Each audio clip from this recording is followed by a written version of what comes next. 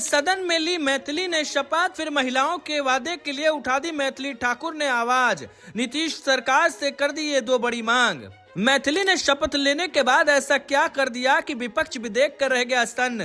दिखाया सदन में मैथिली ने ऐसा रुतबा, विधायक भी खा गए मात। बिहार की राजनीति में जो नजारा देखने को मिल रहा है उसने न सिर्फ सत्ता पक्ष बल्कि विपक्ष को भी हैरान कर दिया, क्योंकि सदन में मोदी की चहेती बिटिया एक नई ऊर्जा के साथ पहुंची और ऐतिहासिक शपथ लेते ही सबका ध्यान खींच लिया। सिर्फ यही नहीं, अब तो सीएम नीतीश से दो बड़ी मांग कर दी जिसने हर किसी को सदन में चौंका दिया। जबकि मैथिली ठाकुर के इस कदम की चर्चा अब सियासी गलियारों में हो रही है, क्योंकि उन्होंने ये साफ कर दिया कि वो सिर्फ एक विधायक बनकर नहीं बल्कि अपनी मातृभाषा, अपनी संस्कृति, अपने वादों के साथ आगे बढ़ने वाली प्रतिनिधि हैं, जिसकी झलक भी साफ देखने को मिली है। क्या कुछ डिमांड नीतीश कुमार से उन्होंने किया है और किन कामों को उन्होंने शुरू कर दिया है, चलिए सब कुछ जानते हैं।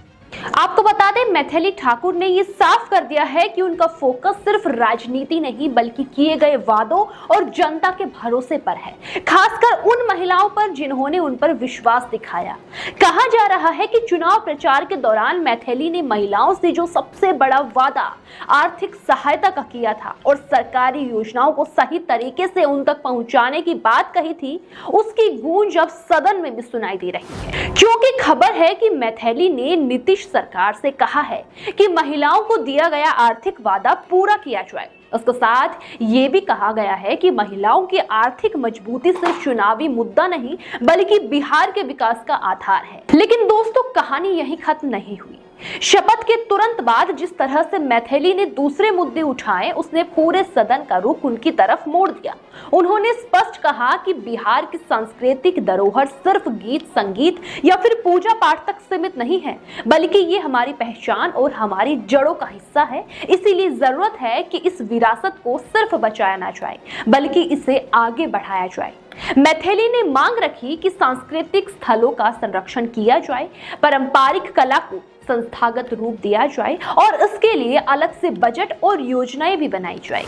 इस दौरान सदन में जब मैथिली ने शिक्षा व्यवस्था की बात की तो माहौल और भी ज्यादा गंभीर हो गया।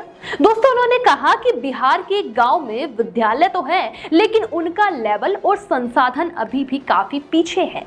उन्होंने मांग रखी कि जहां स्कूल नहीं है वहां बनाए जाएं, जहां शिक्षक कम है वहां नियुक्त हो और जहां संसाधनों की कमी है वहां पर सुधार किया जाए। इससे भी ज्यादा उन्होंने कहा कि बच्चों को अपनी भाषा, अपनी संस्कृति और अपनी जड़ों से जोड़ने के लिए पाठ्यक्रम में ऐसे बदलाव किए जाएं जो उनकी पहचान मजबूत करें। उनकी ये मांग सत्ता पक्ष को सोचने पर मजबूर कर गई, जबकि विपक्ष भी इस बात का विरोध नहीं कर पाया।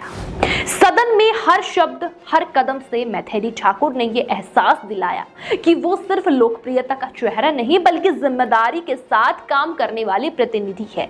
उन्होंने अपने संबोधन में साफ कहा कि वे हवाबाजी नहीं करेंगी, ना ही बड़े बड़े दावे करेंगी और वादे करेंगी। वो सिर्फ काम करेगी और वही काम जनता के सामने रखेंगी। दोस्तों, इस सीधे और स्पष्ट रुख ने विपक्ष को भी चुप करा दिया है, क्योंकि राजनीति में अक्सर आरोप प्रत्यारोप सुनने को मिलते हैं, लेकिन मैथिली ने शुरुआत ही सरलता और प्रतिबद्धता के साथ की। बिहार विधानसभा में मैथिली ठाकुर की एंट्री ने राजनीति गलियारों में नई बहस को जन्म दे दिया है। एक तरफ लोग उनकी सांस्कृतिक पहचान और भाषाई सम्मान की सराहना कर रहे हैं, तो वहीं दूसरी तरफ उनकी मांग को लेकर सरकार पर दबाव भी बढ़ने लगा है।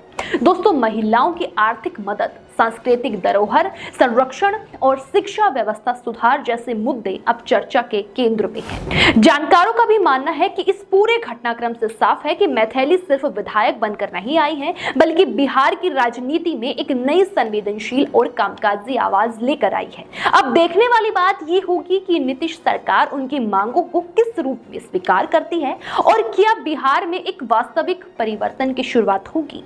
आपका इस पर क्या कहना है, हमें कमेंट में जरूर बताएं।